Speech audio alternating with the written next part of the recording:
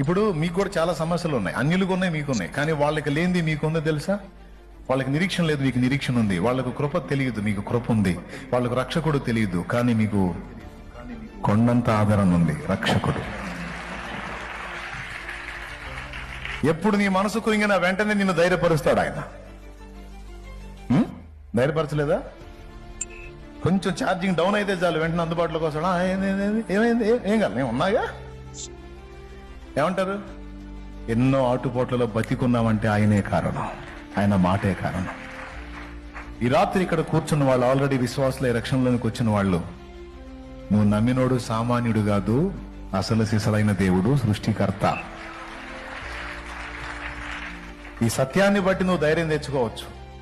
నా దేవుడు నిజమైన దేవుడు. నిజమైన దేవుడు, చూచుచున్న దేవుడు, వింటున్న దేవుడు, చేతులు కాళ్ళు పనిచేస్తున్న దేవుడు, కళ్ళు నోరు చెవులు పనిచేస్తున్న దేవుడు.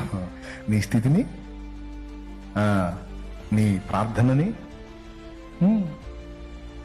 తగిన కాలం ముందు నువ్వు అడిగిన దానికంటే, ఊహించిన దానికంటే అధికమైన కార్యాలు ఆయన చేసి అప్పుడు మాట్లాడతాడు నీతో.